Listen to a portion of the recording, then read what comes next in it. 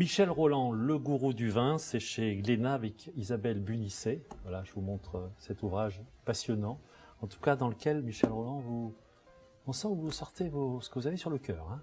Alors, première petite question, Michel Rolland. Vous présentez, c'est presque inutile. On connaît l'œnologue conseil de plus de 100 propriétés de par le monde, réputé, attaqué. On dit qu'il fait du parquet, etc. On va en parler de tout ça. Mais le gourou du vin, c'est de la provocation? Oui, c'est un petit peu au second degré. Hein. Bon, on m'a affublé tellement de noms que j'ai dit, bon, je vais en trouver. Parce qu'il y avait deux choses. Bon, il fallait, c'était un peu une rigolade, mais aussi, les gens ne sont pas obligés de connaître Michel Rolland, donc il fallait qu'ils sachent de quoi on parle. Alors on l'a mis un peu en forme de clin d'œil, le gourou du vin. Je dis, ne pas connaître Michel Rolland quand on s'intéresse au vin, quand même, c'est un peu difficile aujourd'hui. Mais j'espère qu'il y a des gens qui ne s'intéressent pas forcément au vin et qui liront le livre. Ils ont tort de ne pas s'intéresser au vin et de ne pas avoir lu le livre. L'évolution de ces 30 dernières années, si on retient un des messages importants de ce livre, c'est que la viticulture d'il y a 30 ans n'a plus rien à voir avec celle d'aujourd'hui. C'est quoi? C'est de la technologie? C'est du high-tech? C'est quoi? C'est un autre état d'esprit? Non, pas du tout. C'est un état d'esprit. C'est un état d'esprit. Au contraire, c'est pas technologique. Vous savez qu'on a, j'essaie de l'expliquer. Alors je ne sais pas si j'y suis arrivé, mais on est passé d'une hyper productivité après la Deuxième Guerre mondiale. C'est-à-dire qu'on a tout inventé, la production, les machines, mais on ne parlait pas de vin. En fait, on ne parlait pas de qualité. Et puis moi, j'ai eu la chance d'arriver dans le début des années 70. Où on commençait à se dire, tiens, ce qu'on boit, c'est pas forcément très bon, et si on faisait mieux?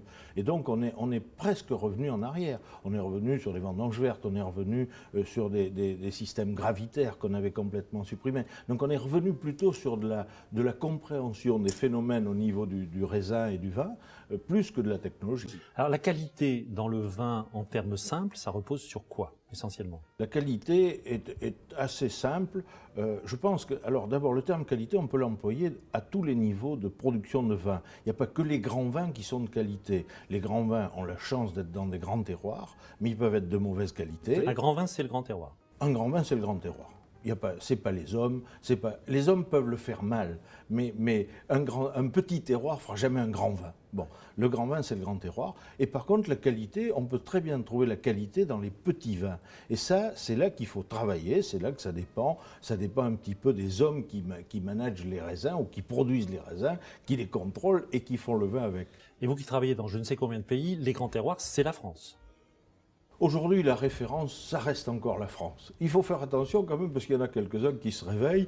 Et bon, il y a eu des dégustations qui sont devenues célèbres, qui ont battu les vins français. Je ne suis pas sûr que ça se reproduise tout le temps, mais il faut quand même penser qu'il y a ailleurs dans le monde, je le cite d'ailleurs dans mon livre, il y a, je pense, une verticale américaine qui est peut-être la meilleure verticale au monde sur 20 ans que l'on puisse faire. Verticale, ça veut dire plusieurs verticale, millésimes. 20 millésimes, j'avais dit 20 millésimes d'une des propriétés américaines qui est capable de tenir, je pense, n'importe qui en comparaison. Mais la constance dans le temps, c'est la qualité du millésime, mais c'est la météo. Enfin, ce sont des facteurs exogènes, comme on dit, c'est-à-dire qui ne sont pas liés à votre travail, forcément. Alors c'est vrai que dans les terroirs français en particulier, on a une relation avec le climat qui est quand même une relation un peu ambiguë et parfois difficile, bien qu'à Bordeaux depuis 10 ans on ait quand même bénéficié d'un climat absolument idéal. Il y a eu quelques grêles quand même. Oui, quelques petites grêles comme ça qui sont venues. Mais vous savez, la grêle n'entache jamais un millésime, elle entache malheureusement le vigneron qui est dessous. Alors ça a été le cas cette année, ça avait été le cas en 99 à Saint-Émilion. Bon, donc, mais c'est pas très grave. Mais je pense que la météo est un facteur extrêmement important. Mais il y a des facteurs climatiques qui peuvent entacher les millésimes aussi dans des régions comme la Californie, par exemple. Alors, les très grands vins, les plus petits mais bien travaillés, ça donne de bons vins. Ça veut dire quoi? Ça veut dire que le brillant œnologue, conseil des plus grands que vous êtes, accepte simplement la notion de plaisir. Je crois que c'est une notion de base. Hein. Si on a perdu ça, ou si on n'a pas ça, on ne peut pas faire le métier que j'exerce. Mais est-ce que les critiques l'ont toujours, elle, la notion de plaisir? Et je crois qu'ils l'ont un petit peu perdu. Vous savez, les staccanovistes de la dégustation entre 9h et 11h du matin, je comprends qu'ils fassent la gueule, parce que c'est pas très agréable, mais c'est pas très bon non plus pour le vin. Il y a pire comme métier quand même. Quand vous en avez 100 à la suite les uns des autres, des fois, ça peut être un peu difficile. Alors, on vous a souvent associé à Robert Parker. ce fameux critique américain. Il faudra nous expliquer en 2 mots qui il est, tout le monde ne le connaît pas forcément. Mais finalement, ce Robert Parker, on comprend dans le livre, vous l'avez connu tout petit, Oui. presque, hein, enfin, Oui. qui débarrait, c'était un amateur, il faisait partie d'un club de vin finalement Absolument. américain. Et puis vous le défendez corps et âme, et c'est bien ce qu'on vous reproche, ce que les critiques que j'évoquais vous reprochent. Qu'est-ce que vous pouvez dire là-dessus? Qui est Robert Parker? Bien sûr, je peux dire, j'aurais pu écrire un livre rien que sur l'histoire de Robert Parker, mais alors Robert Parker, c'est un avocat au départ, donc qui a créé une lettre qui s'appelle le Wine Advocate, et qui était destinée à un club d'œnophiles dans la région, à Baltimore, Oui, exactement, côté de Washington. bon, à côté de Washington. Et donc ce garçon écrivait pour son club des lettres. C'est un amateur, c'est un passionné. Un amateur passionné, voilà, passionné de vin. Et puis un jour, il était tellement passionné qu'il est venu en France, et il est venu en particulier à Bordeaux. Et à Bordeaux, il cherchait pour déguster des vins de Bordeaux. Bien sûr, Bordeaux avec sa légendaire hospitalité, personne n'ouvrait les portes. Bon, donc il est pour Bordeaux. il est tombé. Mais oui, bon, tout le monde le sait, c'est un peu connu. D'un autre côté, c'est pas facile d'ouvrir à tout le monde non plus. Bon, donc on va pas critiquer, mais en fait c'était comme ça. Et alors il est tombé chez moi et il m'a demandé. Je lui ai dit bon là je peux pas faire grand chose sur l'instant. Je lui ai dit si je suis au courant et si on prend des dates un peu à l'avance, on peut très bien faire la dégustation ensemble. C'était juillet 81, donc on a fait la dégustation du millésime 82. Là aussi, il faut de la chance, je le dis dans le livre, il faut un peu de chance, parce qu'il aurait pu venir en 72, et puis on aurait goûté les 72, ça aurait été une horreur. Bon, on a goûté les... aussi, et 73, pareil. On a goûté les 82, ce qui était quand même une chance, on l'a fait.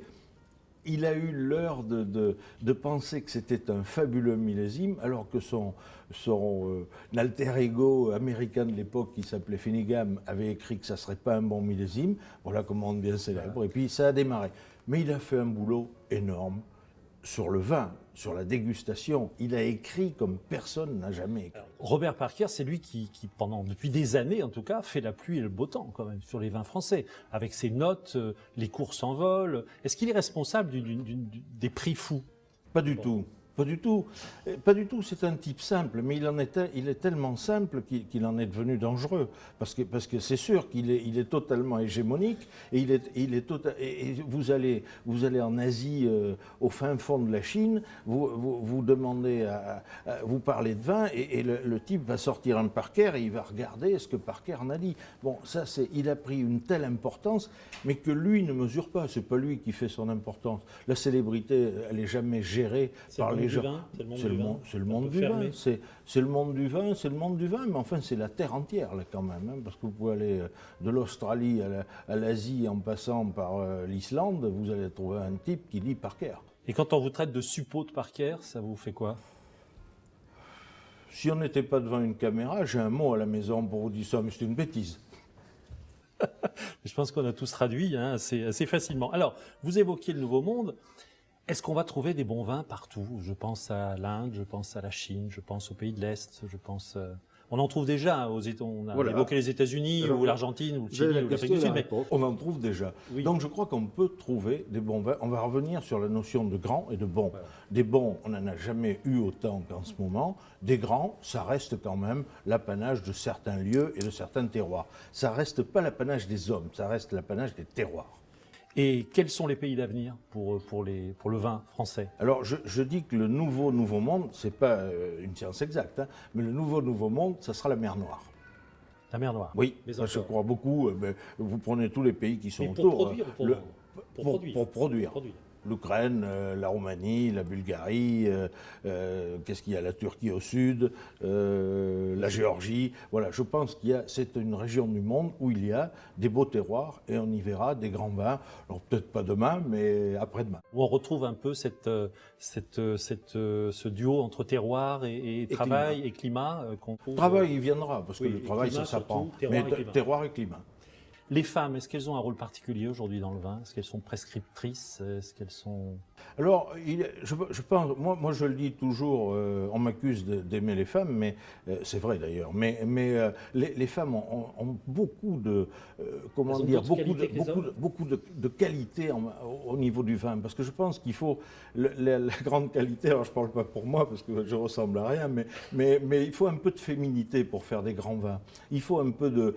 C'est un peu du luxe, les très bons vins. Donc je pense que les femmes réussissent très très bien. Malheureusement, il n'y a pas beaucoup de femmes encore conseils, comme je l'ai fait depuis pas mal d'années, comme il y a des conseils partout, on ne voit pas encore beaucoup de femmes, mais ça va venir. C'est le reproche que j'allais faire justement, c'est qu'on en voit assez peu quand même. Oui, mais il faut dire que ce sont des vies un petit peu compliquées, parce qu'il faut voyager, on est tout le temps entre dégustation, déjeuner, c'est pas très féminin au jour le jour. Par contre, le vin, lui, est très féminin, et toutes les propriétés gérées par des femmes ou tenues par des femmes sont souvent, et il y en a de plus en plus, absolument, sont souvent plus agréables à regarder que d'autres.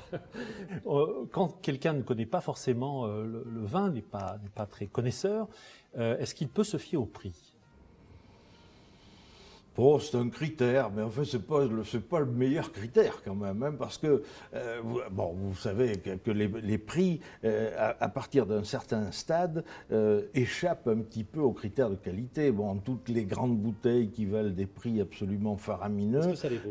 mais ne sont pas 20 fois meilleures que celles qui vaut 20 fois moins. Bon, bien sûr, mais c'est le facteur luxe qui intervient, c'est le facteur rareté. Il y a des gens dans le monde qui sont prêts à payer un prix, même s'il n'est pas forcément raisonnable, pour une association entre un nom et un produit. Ça, vous êtes prêt à le défendre quand même? Bon, je crois que c'est assez rassurant. Puis ça laisse de la place aux autres. Votre père, je crois, votre grand-père disait « Pour qui sait la sentir, la nature devient complice ». J'ai trouvé cette phrase très très belle, parce que finalement le vin, la vigne et le vin, c'est le retour au temps qu'il fait, au temps qui passe. C'est une science et un art. On est en phase avec la nature. C'est terre, terrain, terroir, pays, paysage, paysan, finalement. C'est cette nouvelle déclinaison-là. Vous savez, j'ai dit ça parce que bon, je suis issu d'une famille de terriens, pas de grands terriens. Bon, ça aurait pu être plus mal, hein, parce que je suis né à Pomerol, donc ça aurait pu être pire. Mais c'était des gens simples. Mes grands-parents étaient gens simples, mes parents étaient gens simples. Donc j'aime bien ça parce que souvent on m'a presque accusé d'être un suppôt de l'industrialisation. Non, je suis né paysan, je suis encore paysan, même si je mets la cravate de temps en temps, et je vais le rester parce que j'adore ça. Il y a un goût, Michel Rolland? Bon, j'espère que non. En tout cas, s'il y en avait un, j'espère qu'il serait bon. Ah, il est reconnu comme étant bon. Mais... Oui, mais il n'y a pas de goût. Il y a une telle diversité dans les vins qu'on ne peut pas créer un goût. Si je devais créer un goût, je sais ce que je créerais. Mais pas moi. Par exemple. Au hasard. Hein. Au hasard. Michel Rolland, le gourou du vin, donc avec Isabelle Bunisset, c'est chez Glénat. Merci beaucoup, Michel Rolland. Merci à vous.